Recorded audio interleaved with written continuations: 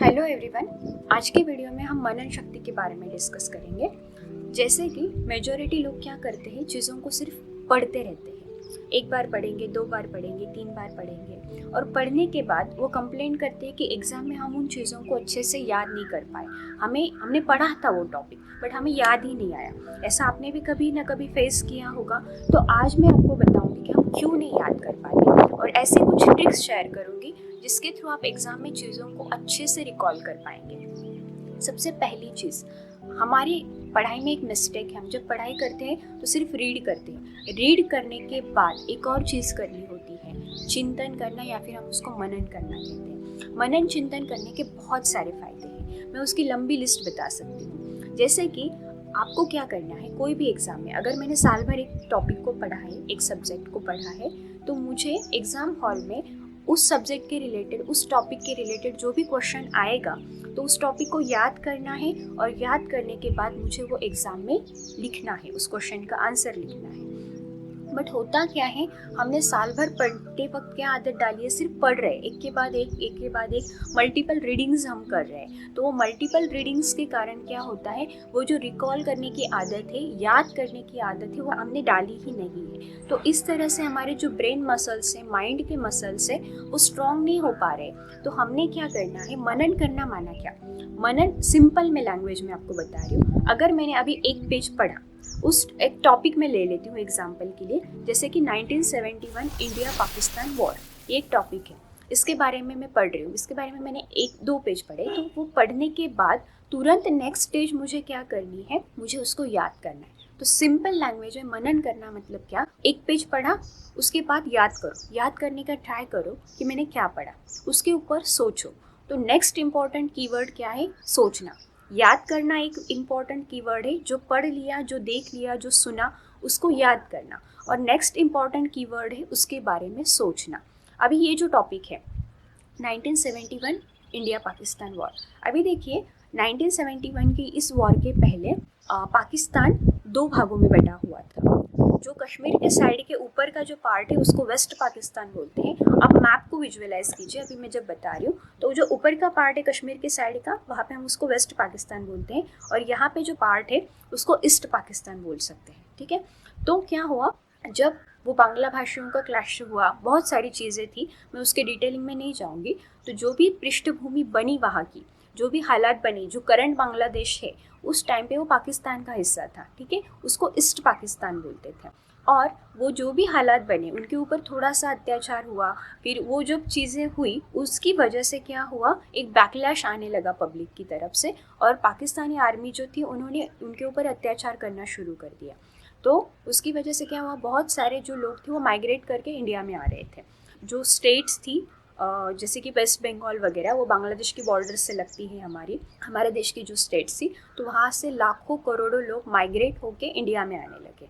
तो ये हमारे देश की भी इसके ऊपर जीडीपी के लिए और या फिर हम बोल सकते हैं हमारे देश के लिए भी अच्छी चीज़ नहीं है ना, कि हज़ारों लोग माइग्रेट करके, लाखों लोग माइग्रेट करके हमारी कंट्री में आ रहे हैं। तो हमारे देश की प्राइम मिनिस्टर उस वक्त इंदिरा गांधी थी। तो उन्होंने उसको क्या किया, एनालाइज़ किया कि ये प्रॉब्लमेटिक है। तो उन्होंने बोला कि हमें कुछ भी करके, उनके साथ भी अन्याय हो रहा है तो हम उनको हेल्प भी करते हैं ताकि वो उनके ही देश में रहेंगे। इसलिए क्या हुआ, इंदिरा गांधी ने इंटरफियर करके उनको सपोर्ट किया और ये इंडिया पाकिस्तान वॉर हुआ। उसके बाद दुनिया की जो मैप है, वर्ल्ड मैप पे एक और कंट्री ऐड हो गई और उसका नाम बना बांग्लादेश। ठीक है, तो ये मैंने जानबूझ के क्यों बताया कि अभी देखिए, ये एक सब्जेक्ट में पढ़ रही थी, तो मनन चिंतन करना कैसे, मैंने पढ़ा, उसके बारे में मैं याद करूँगी। पहली स्टेज क्या होगी, मैंने क्या पढ़ा है मैं उसको याद करूँगी। उसके बाद मैं उसके ऊपर सोचूंगी क्या क्या हालात हुए होंगे। फिर अपने आप से क्वेश्चन करना है कि मैंने ये ऐसा क्यों हुआ, इसके हालात ऐसे क्यों बने, उस टाइम पे पाकिस्तान की गवर्नमेंट ने क्या गलती की, पाकिस्तानी आर्मी ने क्या मिस्टेक्स की, और उन्होंने वो जो भी पब्लिक से जो बैकलैश आ रहा था उसको सप्रेस करने का ट्राई किया। ठीक है, और वो सप्रेशन के चक्कर में वो उनके ऊपर अन्याय करते गए, पर वो सप्रेस हुआ नहीं, वो बढ़ता गया। तो ये सब चीज़ों के ऊपर आप सोचते जाइए। अभी देखिए, एक और टॉपिक होता है मनन चिंतन करने से फ़ायदा क्या होता है, हमारी अलग अलग सब्जेक्ट्स में लिंक बन जाती है। अभी देखिए, 1971 इंडो पाक वॉर एक हिस्टोरिकल इवेंट है। ठीक है, हिस्ट्री में ऐसा कुछ हुआ है, तो हिस्ट्री में आप इस टॉपिक के बारे में पढ़ेंगे। ठीक है, अभी हिस्ट्री में जब आप इसके बारे में पढ़ रहे हैं तो होगा क्या कि हिस्ट्री पढ़ते वक्त आपको ये याद आएगा कि ज्योग्राफी में मैप्स होते हैं और मैप पे 1971 के पहले कोई बांग्लादेश नाम की कंट्री नहीं थी।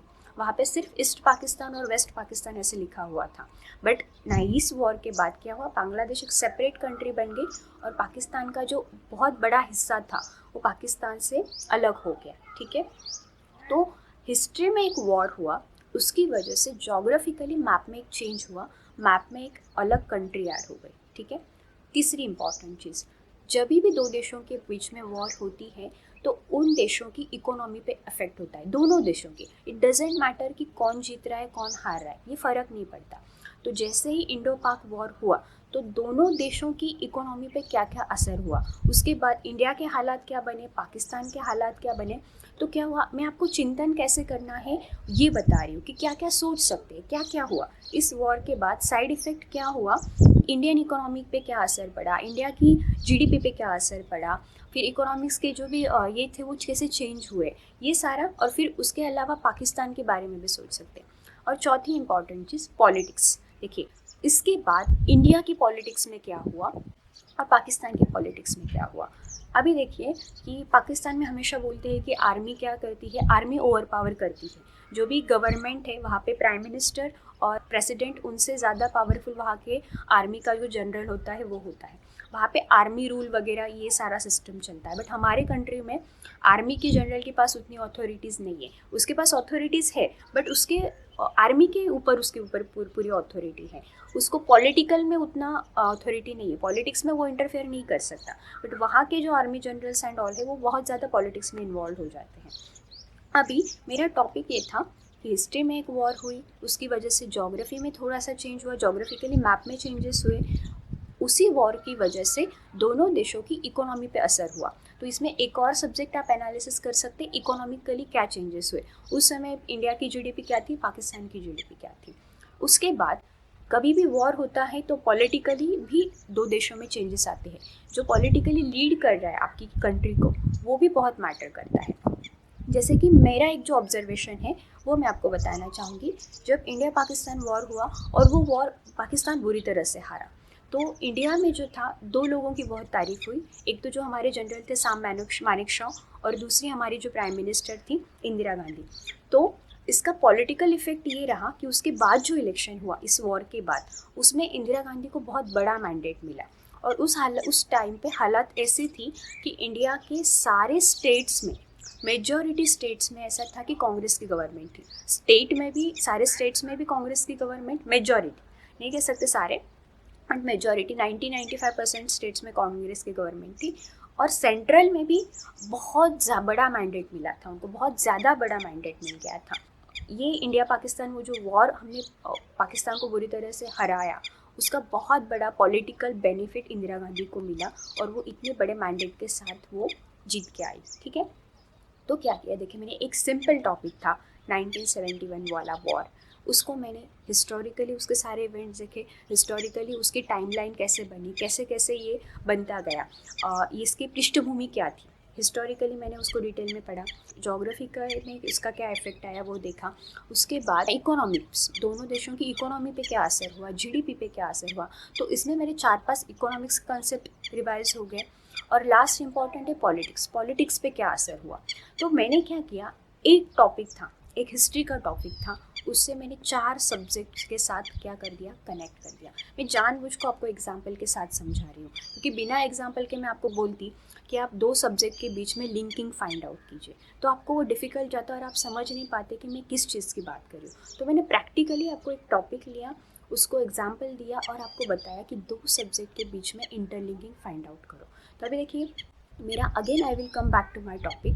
मेरा टॉपिक है कि मनन करने कैसा है, मनन चिंतन करना कैसे, इसको मनन चिंतन बोलते हैं। कि ये नहीं कि मैंने सिंपली 1971 वॉर के ऊपर पूरा एक 3 घंटे का वीडियो देख लिया, पूरा मैंने उसके ऊपर एक मूवी भी देख ली और बहुत सारी चीज़ें मैंने सुनी भी है उसके ऊपर, मैंने 2-4 चैप्टर भी पढ़े हैं।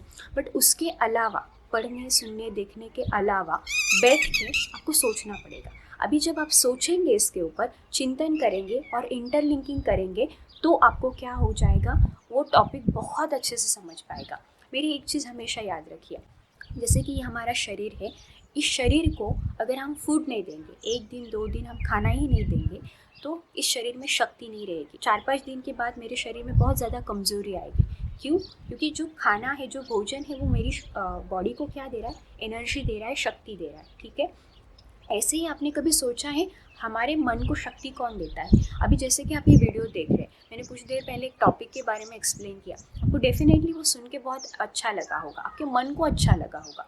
क्यों? क्योंकि मन का फूड क्या है? आपने कभी सोचा है मन क्या खाता है? मन में शक्ति कैसे आती है? मन में जब हम अच्छा नॉलेज फीड करते हैं तो मन में शक्ति आती है। और बहुत ज़्यादा, जैसे कि मैंने खाना खाया, पर अगर मैंने वो खाना डाइजेस्ट नहीं कर पाई तो उससे शक्ति नहीं मिलेगी, उसका खून नहीं बनेगा, और खून नहीं बनेगा तो ताकत नहीं आएगी। ऐसे ही है, पढ़ाई करेंगे, आप अच्छा कुछ सुनेंगे, अच्छा कुछ भी मोटिवेशनल आप देख लेते हो, देख के क्या होता है, थोड़ी देर के लिए अच्छा लगता है, ठीक है, बट उसके बाद उसका ज़्यादा देर तक इफ़ेक्ट नहीं रहता है। इसका कारण क्या है? हम सिर्फ क्या करते हैं, पढ़ लेते हैं चीज़ों को, देख लेते हैं चीज़ों को। उसके बाद नेक्स्ट स्टेप होती है, पॉज करो, स्टॉप करो, याद करो हमने क्या सुना, हमने क्या पढ़ा, और उसके बाद उसके बारे में सोचो। याद करो और सोचो, ये 2 कीवर्ड्स है, पूरे वीडियो के कीवर्ड्स है। पूरा वीडियो का एसेंस इन 2 शब्दों में है कि मनन करने के लिए पहले याद करो कि क्या सुना, देखा, पढ़ा, उसके बाद उसके ऊपर चिंतन करो। और जब कोई भी स्टूडेंट ये काम कर रहा है तो उसका नेक्स्ट स्टेज है, उसको इंटरलिंकिंग करनी है 2 सब्जेक्ट्स के बीच में। जितना जितना वो टॉपिक्स को इंटरलिंक करता जाएगा उतना उसके अपने सब्जेक्ट के रिलेटेड अंडरस्टैंडिंग बढ़ती जाएगी। मैं अपना पर्सनली बताऊंगी, मैंने इलेक्ट्रिकल इंजीनियरिंग किया है, तो मेरे जो ब्रांच है उसमें बहुत सारे सब्जेक्ट हैं, उनका आपस में बहुत अच्छा कनेक्शन है। तो जैसे ही मैं बैठती हूँ पढ़ने के लिए तो मैं 1-2 घंटे तक आराम से सारे सब्जेक्ट्स के बीच में सोचती रहती हूँ, इस सब्जेक्ट का इससे क्या लिंक है। अभी मेजॉरिटी लोगों को वो सब्जेक्ट रिलेट नहीं करेंगे, इसलिए मैं एग्जाम्पल नहीं दूंगी, बट मैंने ऐसा एग्जाम्पल दिया जो सब लोग रिलेट कर पाएंगे, क्योंकि बेसिक हिस्ट्री हमने हर जगह पढ़ी थी, ठीक है। तो ये जो वीडियो है बहुत बहुत इम्पॉर्टेंट है। ये अगर आपने पढ़ने की ट्रिक में अपने आपने ये माइनर चेंज कर लिया ना, तो आपके मैजिकल रिजल्ट्स आपके एग्ज़ाम में दिखेंगे, आप बहुत अच्छे परसेंटेज प्राप्त कर पाएंगे। अगर आप कोई कॉम्पिटिटिव एग्ज़ाम दे रहे हैं तो आप उसमें भी बहुत अच्छा परफॉर्म कर पाएंगे।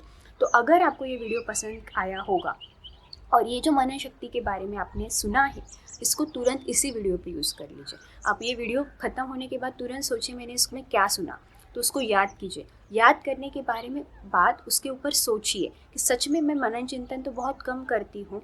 तो इस तरह से आपको क्या करना है, इस नॉलेज को यूज़ करना है। इंटेलिजेंट वो नहीं है जिसके पास बहुत नॉलेज है, इंटेलिजेंट वो है जो सही समय पे सही जगह पे अपने पास जो नॉलेज है उसको यूज़ करता है। तो be intelligent, be smart, be active, और आप बहुत अच्छे से क्या कर सकते हो, अपनी पढ़ाई में सक्सेस अचीव कर सकते हो। तो अगर आपको ये वीडियो पसंद आया है तो प्लीज़ इसको लाइक कीजिए, शेयर कीजिए और चैनल को सब्सक्राइब कीजिए।